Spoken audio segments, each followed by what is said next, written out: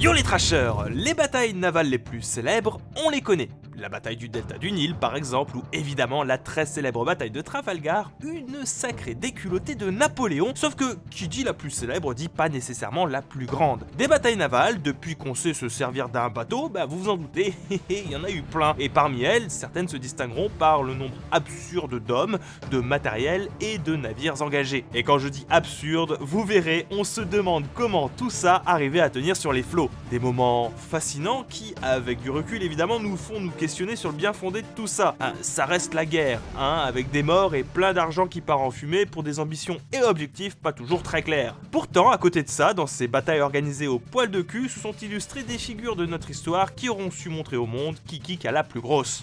La bataille de Jutland. Quand on vous parle de la Première Guerre mondiale, on pense tout de suite aux guerres des tranchées, meurtrières et qui auront été un véritable fléau de ce début du XXe siècle. Pourtant, tout ne s'est pas joué que sur Terre, puisque l'une des plus grandes batailles navales de ce siècle a eu lieu entre la Grande-Bretagne et l'Empire allemand, à 200 km au nord-ouest de la péninsule danoise du Jutland, du 31 mai au 1er juin 1916. Une bataille vécue dans l'histoire navale britannique comme un véritable affront. Le Royaume-Uni, jusque-là leader incontesté sur les eaux, grand victorieux à Trafalgar, ont pris peur. Très peur même, au point que la victoire aura été longtemps disputée. L'Empire allemand, aidé par une politique impérialiste du Kaiser Guillaume II, aura réussi en un temps record à se doter d'une flotte technologiquement supérieure à celle des Britanniques. Alors que leur efficacité sur terre n'était plus à démontrer, les voilà prêts à combattre en mer. Ce qu'attendait la Grande-Bretagne de pied ferme pour prouver au monde qu'elle reste malgré tout leader sur les mers. Une bataille qui opposera 98 navires allemands contre 151 navires britanniques, engageant pas moins de 100 000 hommes en mer. Une supériorité numérique et tactique qui donnera finalement la victoire aux Anglais, mais une victoire amère. 14 navires de la Royal Navy ont coulé contre seulement 11 Allemands. Pire, ce sont 6094 marins britanniques qui trouvent la mort contre 3 fois moins de marins allemands. La faute à pas mal d'erreurs tactiques côté anglais, un manque de sécurité dans l'acheminement des obus pour privilégier une cadence de tir rapide, ce qui augmentait drastiquement les risques d'explosion des vaisseaux, et surtout un constat très difficile à encaisser, les navires et l'artillerie allemande étaient beaucoup plus performants. Alors oui, le Royaume-Uni est resté leader, mais il lui a fallu composer avec un tout nouveau rival, un outsider qu'il ne pouvait plus négliger. La bataille de la mer des Philippines. Ah bah bravo Ico, on commence à peine la vidéo que déjà, deuxième partie, je triche. La bataille de la mer des Philippines, au large des îles Mariannes du 19 au 20 juin 1944, en pleine Seconde Guerre mondiale, n'est pas qu'une des plus grandes batailles navales puisque l'essentiel du matériel engagé était aéronautique, ce qui n'a rien de vraiment surprenant en soi en 1944. Je dis que je triche, mais en soi à partir de là, les batailles navales modernes passent aussi par les airs via l'utilisation de porte-avions. Le contexte de cette guerre est assez déconcertant, et comme la bataille de Jutland, le vainqueur sera celui qui aura su prendre une avance considérable technologiquement parlant, et surtout celui qui aura eu la tactique la plus solide, les États-Unis, bien que l'essentiel des erreurs tactiques japonaises soit dû à des pertes importantes dans les rangs des leaders impériaux. Consécutivement, la mort du général Yamamoto et celle de son remplaçant quelques temps après, l'amiral Mineichi Koga. Erreur due également à un affaiblissement des ressources matérielles japonaises, le carburant venant à manquer, du pétrole brut était alors utilisé, ce qui était extrêmement inflammable, vous vous en doutez, mais aussi un affaiblissement humain, la plupart des aviateurs engagés étaient très jeunes et inexpérimentés. Et dans cette inégalité, certaines de situations s'ajoute une débauche de moyens. On parle de plus de 127 000 marins engagés répartis sur 138 navires et sous-marins américains contre 84 du côté japonais, ainsi que 902 avions américains qui décollent depuis les porte-avions, 700 avions japonais dont la moitié décollait depuis de bases terrestres. Les Japonais connaissent une défaite cuisante. Le premier jour, 300 avions impériaux sont abattus. Si en termes de bateaux coulés le Japon avait très clairement le dessus, c'est malheureusement la perte aéronautique qui sera la plus dommageable, forçant certains porte-avions à rentrer au Japon faute de pilotes. Les États-Unis appellent depuis cette bataille The Great Mariana Turkey Shot, le tir au dindon des Mariannes, tellement le sort des armes était à sens unique, soit le début de la chute de l'Empire japonais, mais spoiler, on va vite en reparler. La bataille de Lépante.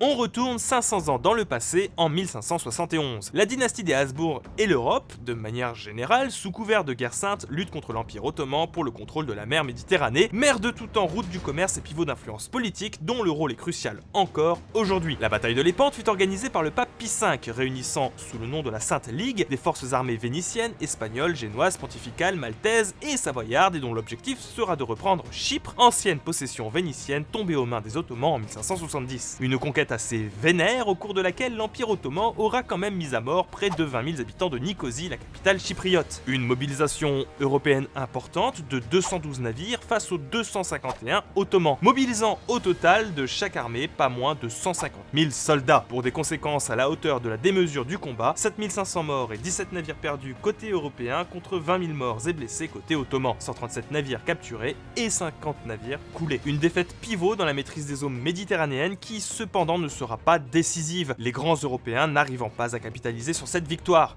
Chypre ne sera récupérée que pour un temps, revenant dans le giron ottoman assez rapidement suite aux négociations de la République de Venise avec l'Empire ottoman, véritable perdante de cette guerre à ce propos pour commercer de nouveau avec l'Empire ottoman. Les conséquences se feront plus sur le long terme, puisqu'avec autant de navires détruits, si certes la reconstruction de la flotte sera rapide, elle sera de bien moins bonne qualité. De cette bataille naîtra tout de même un fait heureux, puisqu'un soldat espagnol ayant perdu sa main droite au combat, un certain Cervantes, n'eut d'autre choix que de se reconvertir en écrivain, mettant au monde les très célèbres aventures de Don Quichotte. La bataille de Yamen. On retourne encore un petit peu en arrière, en Chine, cette fois-ci le 19 mars 1279, et je tiens à vous demander pardon pour les erreurs de prononciation qui seront faites ici. Le contexte, la dynastie mongole des Yuan est sur le point d'avoir mainmise sur le pays tout entier. La dynastie dirigeante, celle des Song, subit défaite sur défaite et a dû laisser dans sa fuite l'empereur Gong aux mains de l'ennemi, mettant à la tête de ce qu'il reste de leur force son très jeune frère, Haisong, âgé de seulement 8 ans. C'est acculé à Yamen que les Song décident à la hâte de construire une importante flotte en vue de se protéger de l'envahisseur, dans l'attente d'une solution propice à la riposte. Une flotte composée tout de même de presque 1000 navires prêts à accueillir les 50 de la dynastie de Yuan, pour un total de près de 200 000 soldats engagés. Ce sont les Yuan qui vont remporter la victoire. Comment ? Les Song se savaient perdus. Yamen serait leur tombeau, seule terre restante à la dynastie face aux Yuan qui possédaient déjà tout et avaient coupé les accès aux sources d'eau douce, forçant l'armée des Song à boire de l'eau de mer et à ne consommer que les rares denrées sèches qui leur restaient. Sachant que le moral des troupes était au plus bas, Chang Chije, commandant de la flotte, avait ordonné à ce que les 1000 navires soient enchaînés les uns aux autres pour empêcher toute fuite de ses propres soldats, mettant au centre le bateau du très jeune empereur. C'est donc bel et bien face à une armée qui se savait terminée, aidée d'une tactique hors pair, que les 50 vaisseaux Yuan anéantissent les 1000 navires Song. Il est dit que pendant 7 jours, les corps de centaines de milliers de soldats flottaient encore à la surface de l'eau, et celui du très jeune empereur aurait, dit-on, été retrouvé non loin de la ville de Shenzhen.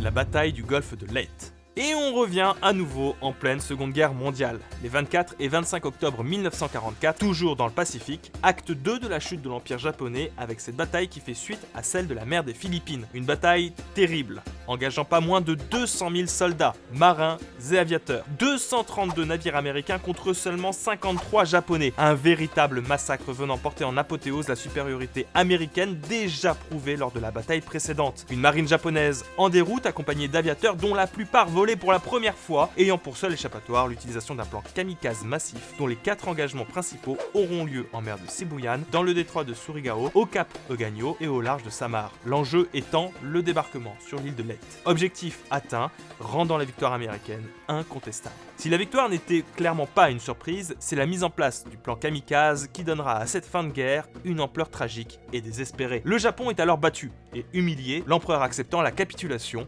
la fin de la Seconde Guerre mondiale semblant enfin possible de ce côté-là du globe. Étrange que je vous parle de fin de guerre avec la bataille du golfe de Leyte. L'empereur aurait voulu capituler ? Et oui, mais dans ce cas-là, pourquoi les bombes ont été envoyées sur Hiroshima et Nagasaki ? Bah ça, on en reparlera dans une vidéo que je vous prépare sur la bombe nucléaire. Soyez patients. La bataille de Salamine. Hop, on retourne bien loin dans le passé, en moins 480, pour une bataille que normalement vous devriez connaître puisqu'elle a servi d'inspiration pour le film 300, la naissance d'un empire. Bon, normalement, vous l'avez moins retenu que le premier film 300 parce que, faut se l'avouer, il était quand même bien moins bon. Et surtout, ne me faites pas dire ce que je n'ai pas dit, le film est une adaptation très libre des événements qui s'y sont passés à Salamine, éclipsant et modifiant profondément certaines réalités historiques. On est en pleine guerre médique, opposant les cités-états grecques, au début du 5e siècle avant Jésus-Christ, aux Perses, menés par Xerxès Ier. Loin d'être une situation enthousiasmante, plusieurs cités, dont Athènes, ont été détruites par l'armée perse. Les Grecs, que je choisis par facilité de rassembler sous une même dénomination, parce que vous vous en doutez, la Grèce en tant que telle, à l'époque, ça n'existe pas, et il existe d'ailleurs une multitude de grecs, qui ne peuvent pas se piffer entre eux, parviennent tant bien que mal à constituer une flotte de 322 trières et galères de combats antiques, qu'il va falloir opposer aux 1000 navires perses pour un total de 250 000 soldats engagés. La bataille de Salamine est une victoire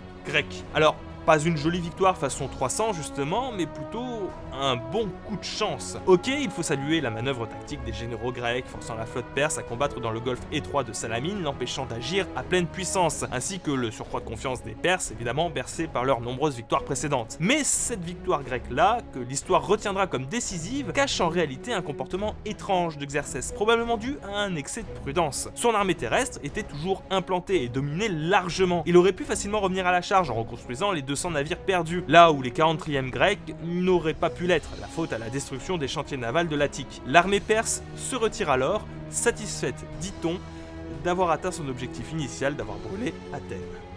La bataille de la Falaise Rouge. Et la bataille la plus grande de mémoire d'homme s'est déroulée en 208 à la Falaise Rouge, en Chine, pendant la guerre des Trois Royaumes. Ça doit vous dire certainement quelque chose, et étant un joueur de Dynasty Warrior, moi ça me parle. C'est une longue guerre marquante de la Chine, alors composée de 3 monarchies, Shu, Wu, Wei, qui se disputaient le contrôle du territoire chinois d'alors. Une guerre d'une importance capitale dans la culture chinoise, romancée par Luo Kongchong au XIVe siècle. Une bataille décisive opposant l'imposante armée de 800 000 hommes de Cao Cao, le premier ministre du dernier empereur des Han, à l'alliance d'à peine 50 000 hommes des commandants Su Yu, Cheng Pu, Liu Pei et Chu Koliang. L'exemple ultime d'une victoire inespérée lors d'un combat asymétrique, bien que les chiffres rapportés de Cao Cao soient quand même sacrément gonflés, la vérité s'approchant davantage des 220 000 hommes. Ce qui est déjà énorme, hein, sacré Cao Cao. Alors, évidemment, il sera vaincu, même plutôt sévèrement. Encore une fois, c'est un enchaînement d'erreurs et un surcroît de confiance doublé à un manque de soutien de la population de la province de Jing qui lui feront défaut. Là où l'homme était habituellement reconnu comme un redoutable stratège, Cao Cao considère que cette fois, la stratégie du surnombre, ça suffira, se payant même le luxe de nommer pour ses généraux et marins des soldats initialement dans la cavalerie et l'infanterie. Certains ne savaient même pas nager. À cela s'ajoute manque de peau, le climat tropical de la région qui ne convenait pas aux hommes du Nord, tous tombés malades et affaiblis entre-temps. Le pire dans l'histoire, c'est que les écrits ne rapportent pas de tactique particulièrement brillante de ses adversaires. Cao Cao, à partir de cette défaite, ne commandera plus jamais de flotte aussi importante. Cette bataille lui en servit de leçon, une rude leçon qui aura d'ailleurs entre-temps renforcé les inimitiés entre Nord et Sud de la Chine pour des siècles durant. La mer, c'est fascinant. C'est vrai que, la guerre reste qu'elle est, tragique et futile, et malgré tout, on reste comme hypnotisé par ces événements majeurs de notre histoire. De plus, si l'on met de côté les batailles navales des Première et Seconde Guerres mondiales, les autres sont autant de témoins de notre histoire, les conflits étant toujours ce qui est le mieux raconté et préservé, bien que déformé par les vainqueurs, ça va de soi. Dites-nous en commentaire si cette vidéo vous a plu, et avant de partir, pensez à lâcher le petit pouce bleu qui fait bien plaisir. Abonnez-vous et partagez la vidéo, pensez également à faire un tour sur le lien en description si World of Warships vous tente, à côté du code BOOM. C'était Iko, ciao!